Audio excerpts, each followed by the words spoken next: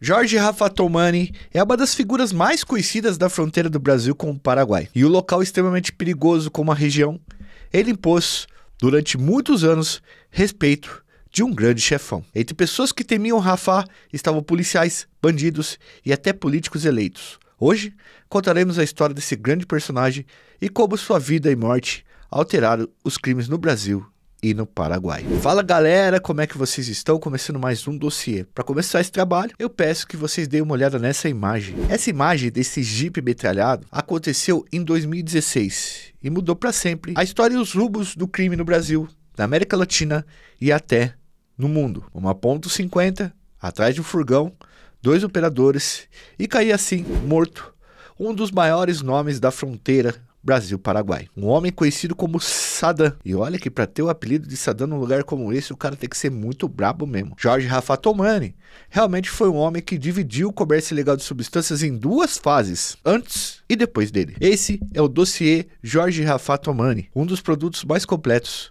do canal Iconografia da História. Edu, roda a vinheta.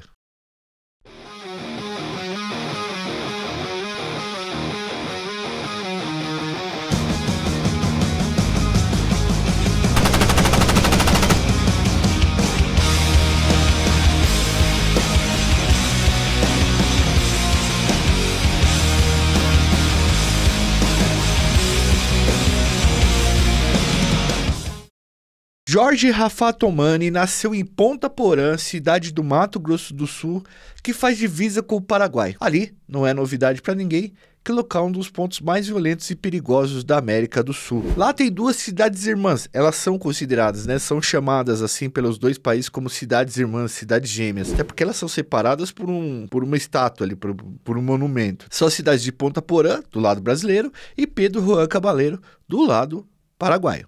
Estima-se que mais da metade dos entorpecentes e narcóticos que entram no país passem necessariamente por ali ou por regiões próximas ali. Nesse dossiê, precisamos ser muito cautelosos em tudo que vamos falar, principalmente relacionado a chefões. Alguns nomes nós não vamos colocar, pois ainda não foram julgados pelo crime que supostamente cometeram. Mas a maioria dos personagens que participam dessa história serão mencionados aqui sem problema algum. Para fazer esse dossiê, usamos 2 obras e já vamos deixar elas claras para vocês. Esse vídeo não substitui essas obras escritas e pesquisadas ao longo dos anos. Além dessas 2 obras que a gente vai citar em livro, nós vamos citar também artigos e inúmeras reportagens da ABC, um canal importante no Paraguai que cobre essas questões aí relacionadas ao comércio ilegal de substância. Inclusive, a ABC nos ajudou muito com vários vídeos e imagens. Obrigado, ABC. Os comerciantes ilegais dessa parte da fronteira, são tão poderosos que é difícil até de arrumar documentação sobre eles. Então já pedimos desculpas se não tiver tanta documentação assim como tem outros dossiês como processo, denúncia do Ministério Público. Assim como o vídeo anterior do Jorge Raffatomani, que nós já fizemos aqui menos detalhado, a gente vai dar as páginas que a gente usou aqui, os livros que a gente usou para não ter problema para vocês poderem procurar e se aprofundar nisso. Bom, a gente usou da página 46 a 71 do livro do Bruno Paes Manso e da Camila Nunes Dias, chamado A Guerra, e do livro Alan de Abreu, a gente usou o capítulo Cabeça Branca S.A., que conta aí com umas 50 páginas mais ou menos. Mais uma centena de artigos que vão ficar aí nos comentários, beleza, mano? Tudo que nós vamos falar aqui está nessas referências e recomendamos a compra dos 2 livros para vocês também. E também eu quero deixar aqui outras 2 obras complementares para vocês do Percival de Souza. Os 2 livros estão aparecendo aí. A gente decidiu não falar o nome deles porque a gente pode causar alguma restrição de monetização aqui por conta das palavras, E para vocês entenderem o que a gente está falando aqui e a importância, vamos primeiro trabalhar com geografia básica. Para poder explicar melhor tudo que a gente vai contar e deixar aqui para vocês, vocês precisam estar cientes da localização e da logística desses locais. Edu, por favor, coloca na tela o mapa da América do Sul. Vamos lá, pessoal. Edu, destaca para mim os 3 países andinos aí. Esses 3 países são Colômbia, Peru e Bolívia. Eles produzem praticamente 90% do pó consumido do mundo. Pelo menos a matéria-prima fornecida por eles é 90%. Os 2 mercados de maior consumo do pó são Brasil e a Europa, principalmente países como França, Bélgica e Inglaterra. Obviamente que o país que mais consome no mundo é os Estados Unidos, mas lá é fornecido basicamente pelos mexicanos. O Brasil é o local onde se exporta o pó para a Europa. Nós temos no Brasil 2 rotas muito importantes. A rota Rio Negro-Solimões Solimões, que é mais ou menos considerada a mesma rota, que abastece o norte e geralmente o nordeste do país. Os caras fazem essa rota de barco e inserem, né, o pó ali no Pará. Depois do Pará é distribuído para os outros lugares, tá? A outra rota nós chamamos de Rota Caipira, e essa começa em um lugar específico, Paraguai. E como e por que o pessoal traçou essa rota? Vamos lá entender isso daí. Primeiro, porque o Brasil e o Paraguai sempre tiveram relações comerciais, sempre foram países que cooperaram, logicamente, guerrearam no século XIX, mas depois eles fizeram cooperação uma grande parte do século XX. Essa cooperação garantiu um investimento estrutural em boas estradas, o que facilita o comércio do Paraguai para o Brasil. Nessa rota caipira, o pó é levado até o litoral por vários caminhos no interior do Paraná e São Paulo. Geralmente é a rota que abastece os litorais e é atualmente que possibilita a saída de pó no Porto de Santos. Muitas vezes o pó, pessoal, fica guardado em cidades do Noroeste Paulista, que são cidades com planícies que possibilitam o pouso de aviões de pequeno e médio porte. Estamos dando esse contexto para vocês, para que vocês possam compreender do que estamos falando e como o nosso personagem é importante nesse local e para essas rotas. A Rota Caipira foi controlada pelos paraguaios durante muitos anos, até um cidadão chamado Luiz Fernando da Costa, o Fernandinho Beiramar, virar seus olhos para o Paraguai e causar um estrago por lá. O Beiramar conseguiu, galera, tirar a fronteira de Capitambado e Coronel Sapucaia, que são outras duas cidades gêmeas, irmãs, das mãos de um fazendeiro histórico chamado João Morel. Ali, Fernandinho quebrou o monopólio muito antigo que esses paraguaios tinham, possibilitando a entrada de novos atores em cena. A gente tem um vídeo contando essa história do Fernando de Beiramar quando ele sai do Rio de Janeiro com a quadrilha dele e ele vai para o Paraguai e aí ele acaba tomando esse espaço do Paraguai dos paraguaios. É uma história bastante interessante, acho que deve ter uns 40 minutos também. Eu indico que após terminar esse vídeo, vocês assistam esse vídeo. Mas basicamente o Fernando de Beiramar ele sacou lá no Rio de Janeiro que ele podia cortar o intermediário que geralmente era o Paraguai. Então ele conseguia pegar o pó direto da Colômbia e passar pelo Paraguai e trazer para o Rio de Janeiro, fazendo esse caminho sem a necessidade de passar pelas mãos de um paraguaio. Mas vamos voltar lá para o personagem principal da nossa história. Galera, Jorge Rafat Tomani era filho de um libanês com uma paraguaia. O pai dava muita importância para os estudos. A família de Tomani veio para o Brasil após sucessivas crises políticas no Líbano. Para quem não sabe, a comunidade libanesa no Brasil é a maior do mundo fora do Líbano. A estimativa é que existam cerca de 10 milhões de libaneses e descendentes aqui no país. Rafat cresceu junto com o seu irmão, o Joseph Rafat Tomani, e os dois passaram uma adolescência e uma família da classe média com uma educação bastante rígida. Quando o Rafat Tomani entrou na vida adulta, ele tinha que decidir o que queria fazer da vida em questão de estudos, porque o pai queria que ele fizesse faculdade. Então, ele estudou Direito em uma faculdade brasileira na cidade de Dourados. Nós tentamos consultar arquivos para saber se o Tomani havia terminado o curso, mas a gente não encontrou essa informação. Mais uma informação importante que a gente encontrou é que o pai de Tomani era comerciante. Inclusive, ao que pudemos apurar, a família inteira de Tomani mexia com o comércio. Eles faziam o que chamávamos de trabalho de sacoleiro. Inclusive, os libaneses, quando eles vieram para o Brasil, eles se focaram na questão comercial. Basicamente, pessoal, o trampo de sacoleiro é quando os pais do Tomani, quando as pessoas, né, independente de ser pai ou não dele, iam do Paraguai para o Brasil e faziam essa travessia da fronteira, levando vários produtos para vender. O Paraguai tinha uma política de cobrar imposto quase zero de mercadorias importadas. Então, muita gente do Brasil ia até o país para contrabandear ou para fazer descaminhos. A gente chamava isso de produtos do Paraguai. Qualquer coisa que fosse similar à original no mercado, um camelô, as pessoas falavam isso daí. Isso é do Paraguai, é produto do Paraguai. Hoje a galera costuma falar que é Xing Ling e tal, porque mudou, né? Esse fluxo de mercadorias mudou da China para o Brasil direto, né? Mas essas rotas de sacoleiros foram traçadas nos anos 60 e 70, quando o Brasil subiu a tarifa de importação e exportação do café. Então era melhor você pegar o café daqui, levar para o Paraguai e exportar por lá, que praticamente não cobrava taxa. E isso criou todo o sistema de descaminhos. Foi nessa pegada de exportação de café que muitos homens ficaram ricos e conseguiram montar um sistema logístico com caminhões e estradas. Depois, nos anos 80 e 90, foi só trocar o café por pó e erva. Então o cara trazia, sei lá, café para o Paraguai e voltava carregado de erva e pó direto da Colômbia, mas principalmente da Bolívia. Na época, quem garantia a venda na Bolívia era um cartel, um grupo chamado Santa Ana, conhecido como La Corporación. E da Colômbia para o Paraguai, vocês já sabem que era o grupo lá de Cali ou de Medellín.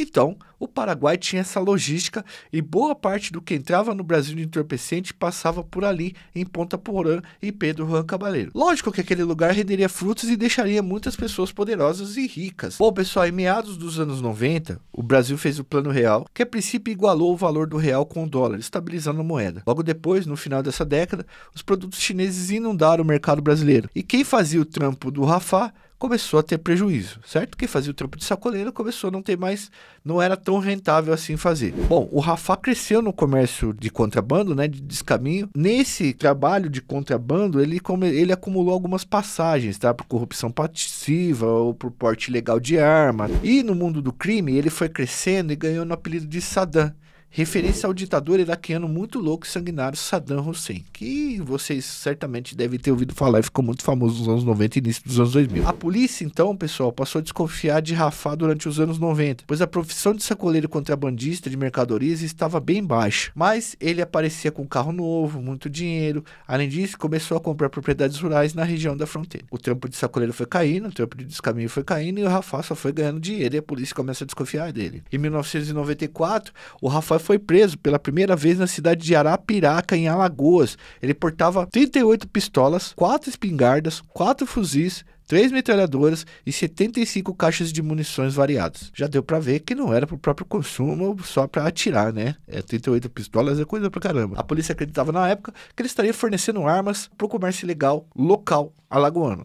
Mas Rafah não ficou preso. Foi absolvido porque o flagrante veio de uma escuta telefônica não autorizada. Na justiça brasileira, pessoal, se o meio de conseguir a prova for ilegal, ela não vale. Então, Tomani ficou solto e pôde voltar para Ponta Porã, sua residência e o seu forte ali. Na época, início dos anos 90, segundo a polícia e Ministério Público, quem dominava o poder de decidir o que entrava e saía do território da fronteira era um cara chamado Fadi Jamil Jorge. Jamil era conhecido como El Padrinho. A gente fez um vídeo do Fadi Jamil Jorge, mas ele sumiu da plataforma sem nenhuma explicação. Sabe-se lá porque ele sumiu, eu também não sei e não tem para quem perguntar. Bom, Jamil era conhecido como El Padrinho e tinha um domínio territorial da fronteira que todos que queriam passar por ali com algo lícito precisavam entrar em contato com ele. Lembrando que essas informações estão nos livros que citamos aqui em processos inclusive. Mas basicamente essa informação está no livro A Rota Caipira do Alan de Abreu. Chegou um momento, pessoal, que a família de Fadi Jamil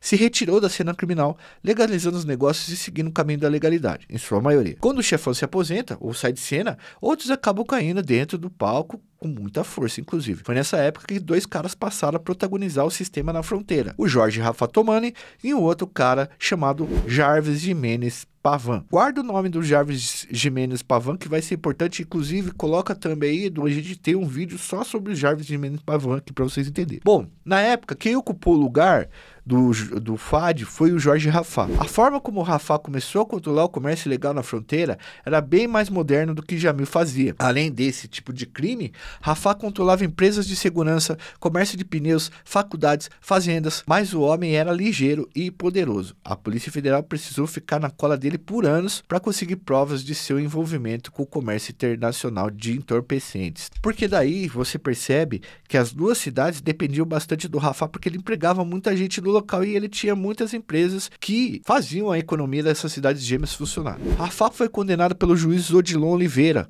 um homem que precisou ficar 20 anos com escolta todos os dias de sua vida, dada a periculosidade dos homens que estavam ali julgando. Geralmente, o juiz que é designado para essa área da fronteira, ele precisa ter muita escolta. Veja, pessoal, uma coisa que eu acho que a gente precisa sempre falar aqui é que sempre vocês vão encontrar poucas condenações de homens poderosos como Tomani. Porque o Tomani tinha contato com nomes políticos bastante importantes do Paraguai, como, por exemplo, o senador Roberto Azevedo de Amambai, que é o estado lá de Pedro Juan Cabaleiro. Outro nome forte, que segundo a justiça era sócio de Jorge Rafah Tomani, era o Luiz Carlos da Rocha, o Cabeça Branca. Tem um capítulo do livro A Rota Caipira dedicado só a ele. E também há outro livro do Alan de Abreu, um abraço Alan de Abreu, só com essa tenebrosa história, e vale a pena. Deixa aí nos comentários se vocês querem que a gente faça um dossiê só sobre a vida do Cabeça Branca, que eu acho que tem muita coisa pra falar. Inclusive a gente tem uma live com o Alan de Abreu aqui que vocês podem entrar. O fato é que Cabeça Branca usava muito mais a diplomacia que o Tomani. O Tomani era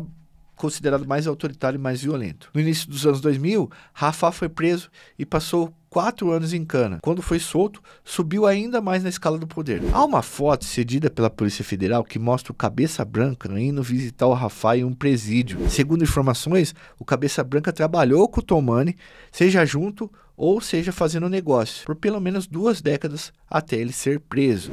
A gente chegou a fazer um vídeo do Cabeça Branca aqui, que deve ter uns 20 minutos, não é tão detalhado como se fosse um dossiê, mas é importante também que vocês assistam para vocês poderem entender. Galera, o Cabeça Branca, ele é um dos maiores comerciantes internacionais de substâncias que o Brasil já teve, e ele ficou escondido durante muito tempo dando balão na Polícia Federal. A história é muito interessante e muito complexa, tá? E aí a gente tem a foto dele visitando o Jorge Rafah Toumani, tá? Uma foto de investigação. Voltando ao poder do Rafah. Dizem que lá nas cidades gêmeas, ele colocava e tirava políticos, mantinha o controle das cidades, proibia roubos e arruaças. Fulano furtava algo, ia parar na frente do Rafah, o Rafah definia as penas. Dizem por lá também que ele mandou até cortar braço e mão de gente, para não roubar mais. Rafah era uma espécie de rei dos 2 países e vivia entre Ponta Porã e Pedro Juan Cabaleiro. Na sua mansão, havia mais de 50 homens com armas de grosso calibre para fazer a sua segurança. Muitos deles eram ex-policiais e combatentes do exército, gente que manja de arma e de tática militar. Com o apelido de Rei da Fronteira, Rafah passou a ser intocável em solo brasileiro e paraguai. Pouquíssima gente teria coragem de mexer com ele, e eu tô falando de delegado, político, policial, promotor de justiça, procurador de justiça, desembargador. Para gerir todo aquele local, que é bastante perigoso, não basta só ter mão de ferro, pessoal. É preciso ser político também, manjar muito de articulação e saber a mão de quem molhar. Mas rolava muita violência também. Para se ter uma noção da violência que esses caras patrocinavam, durante 1999 e 2013, Ponta Porã teve média de 50 óbitos violentos a cada 100 mil habitantes. Rafah reinou, pessoal, até mais ou menos 2009 e 2010. Quando membros da organização paulista que domina os presídios começaram a aparecer por lá e chegaram com tudo. Mas aí vocês devem estar se perguntando, como a organização paulista resolveu adentrar o Paraguai? Então o Rafah ele fica como rei do Paraguai ali, até mais ou menos 2010, e aí começam a chegar pessoas da organização criminosa comando aqui de São Paulo. Como essa organização resolveu adentrar no Paraguai?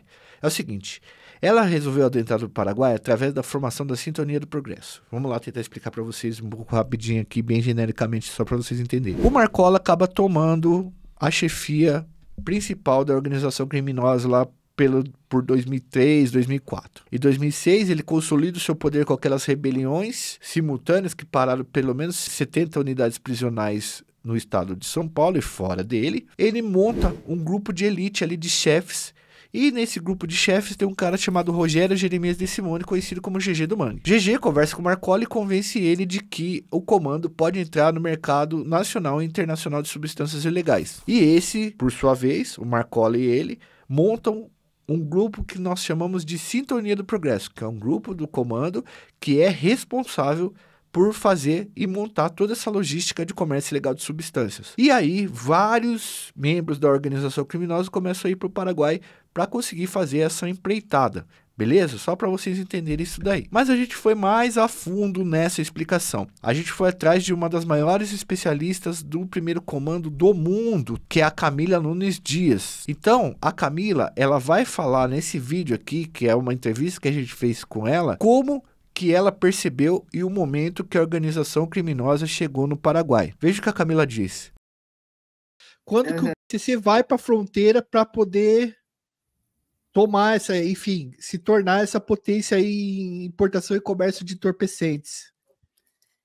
Eu localizei documento que indicava a presença de membros do PCC na fronteira desde 2006, mais ou menos, mas ainda entendo que era a coisa individual, eram pessoas que iam para lá, alguns até trabalhavam nas quadrilhas associadas ao Beira-Mar, que o Beira-Mar ele chega na fronteira ainda no final dos anos 90, né? Então só para contextualizar, né? Que o Beira-Mar, ligado ao Comando Vermelho. Ele é precursor nisso, né?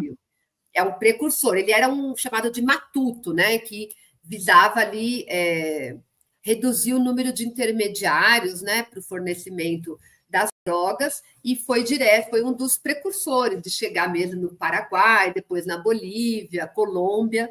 e tal. Então, eu localizei assim, documentos que, quando há um massacre lá como é que é o nome? Aquele conflito Cabral, líder Cabral, né? Os caras chamam de Segunda Guerra do Paraguai, né? Que é o Fernandinho Beiramar, e aí ele acaba mandando tirar a vida do João Morel, que era o cara que monopolizava lá. E aí ele entra, quando o Morel falece, os filhos também, aí o líder Cabral entra em conflito e confronto com o Beiramar, e aí eles entram numa treta ferrada lá. Isso, que o Beiramar manda executar o líder Cabral, só que ele foge, mas toda a família dele é assassinada, inclusive um filho pequeno, né?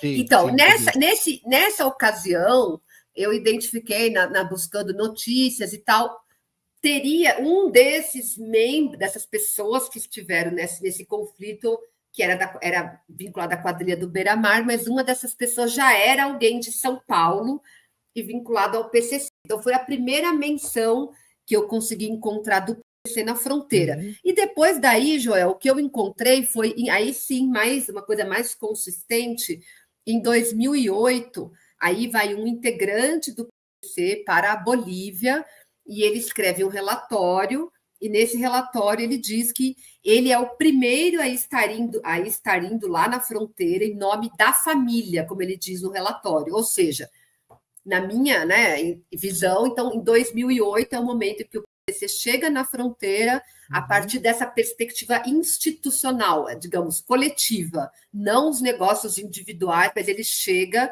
como PCC. E a partir daí, então, e a partir daí isso vai só intensificando, né? Vai cada vez mais se tornando, o Paraguai vai se tornando um lugar para onde muita gente que fugia do sistema prisional ou saía pela porta da frente acabava indo, né? O Paraguai era um destino para muitas dessas pessoas e acabou se constituindo lá um território muito importante para o PCC. É importante destacar aqui, depois da fala da Camila, que o Rafah deixava qualquer um comprar pó na região. Se chegasse lá, ele vendia. Ele deixava circular, então qualquer pessoa física ou jurídica podia buscar. Você comprava e passava, desde que fosse pelas regras dele.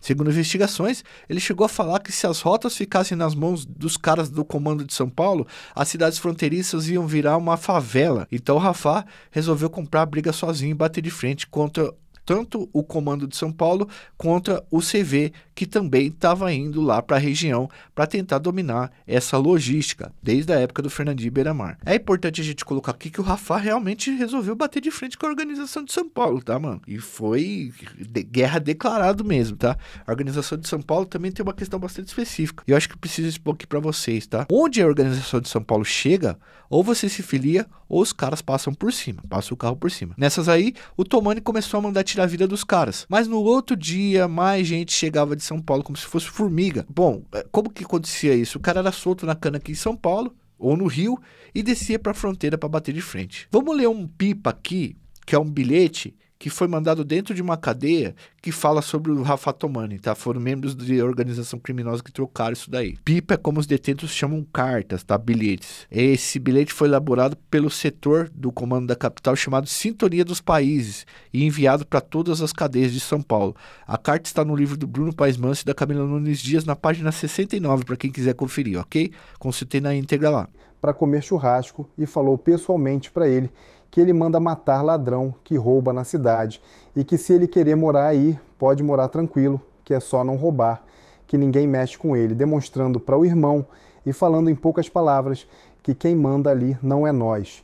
E até o presente momento não temos provas de quem tirou a vida do nosso irmão, mas devido à proporção dos rumores, estou cada vez mais convencido que o Rafah, sim, está mandando tirar a vida de irmãos nossos e desbaratinando para não assumir. Vocês viram o bilhete, pessoal?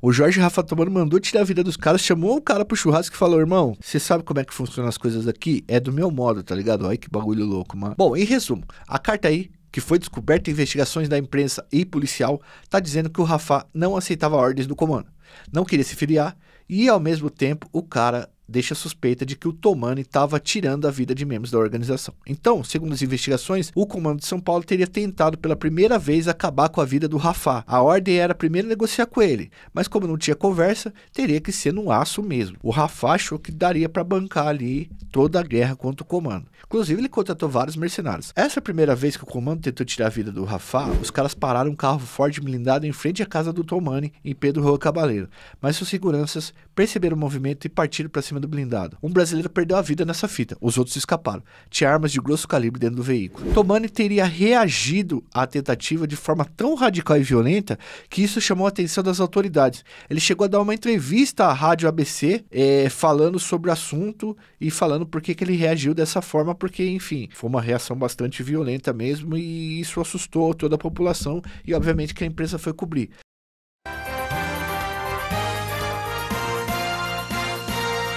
Uma das poucas, se não a única entrevista que Jorge Rafat deu a um meio de comunicação foi a um veículo de Pedro Juan Cabaleiro.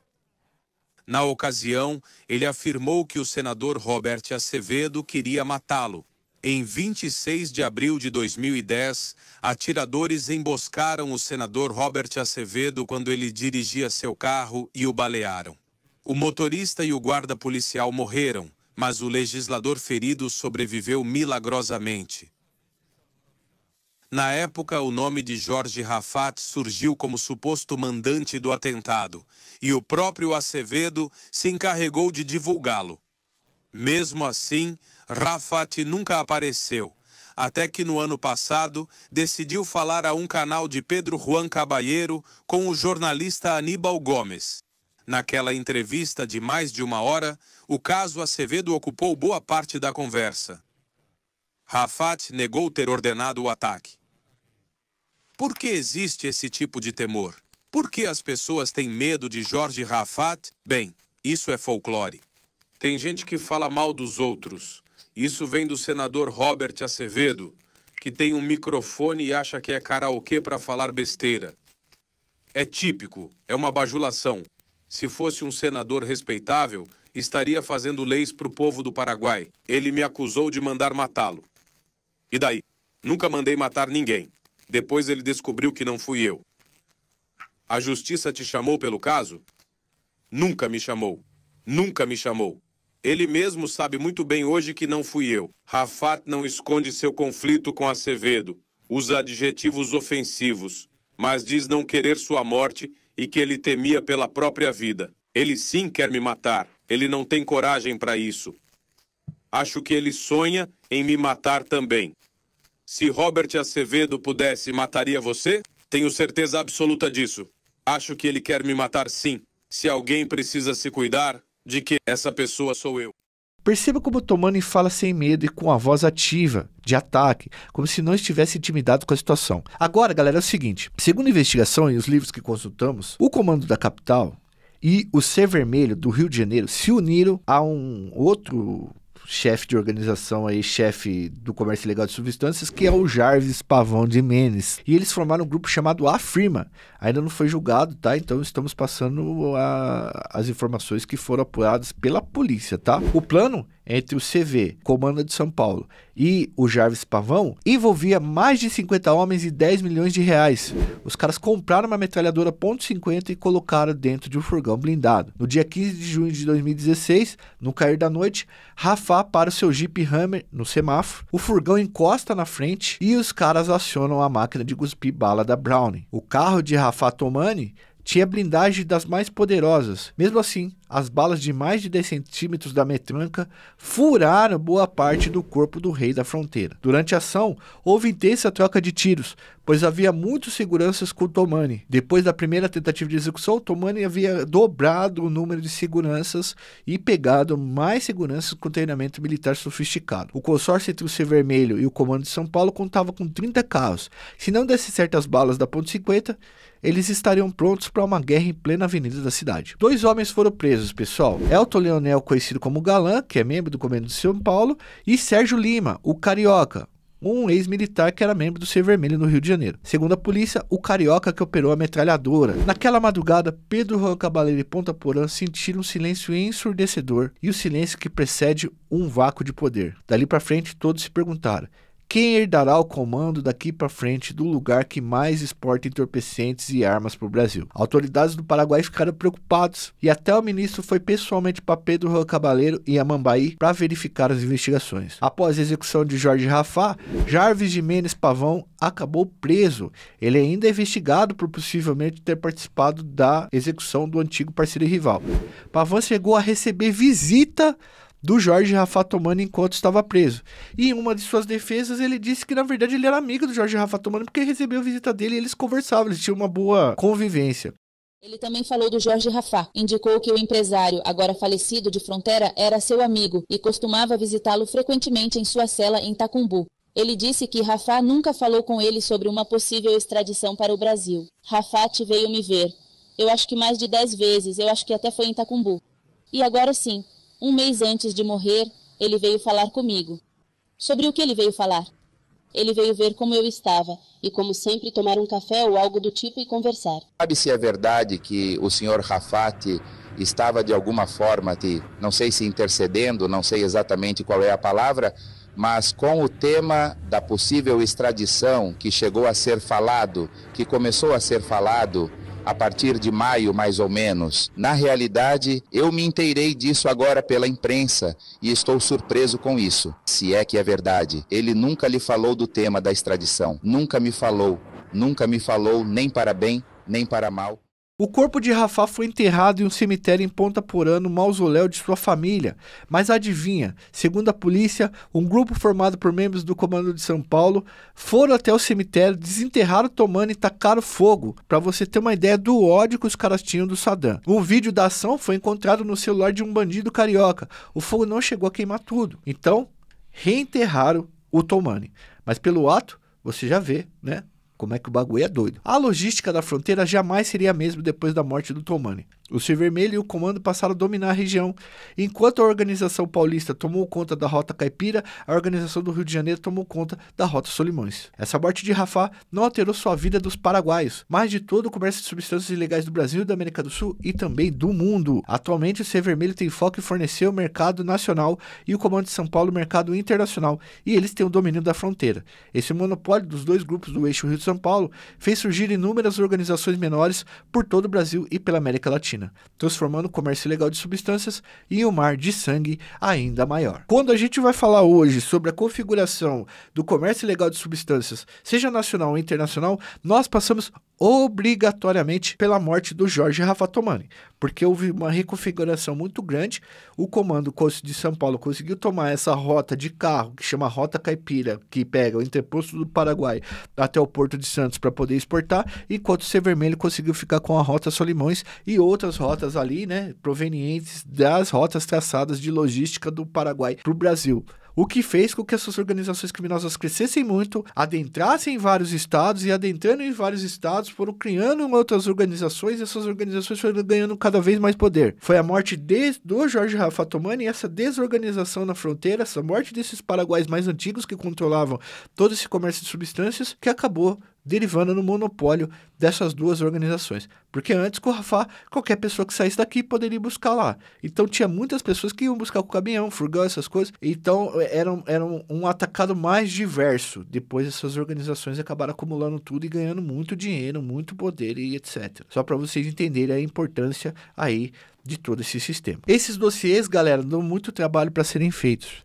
E a gente conta com a ajuda do Apoia-se. A partir de R$2, vocês fazem uma contribuição pra gente. Tem um vídeo feito toda sexta-feira para vocês, o material toda sexta-feira exclusivo, para agraciar quem ajuda a gente no Apoia-se. Mas vocês dão uma força pra gente conseguir produzir cada vez mais e melhor e ampliar o nosso negócio aqui. Também, vocês podem nos ajudar a partir de uma lata de refrigerante por mês. Vocês viram membros do nosso canal e esse dinheiro entra sem necessariamente monetizar ou desmonetizar os vídeos. Esse dinheiro sempre vai estar entrando dos membros. Então a gente tem uma campanha aqui para aumentar a quantidade de membros também. Ademais, o que é de graça que você pode fazer, eu já deveria ter feito.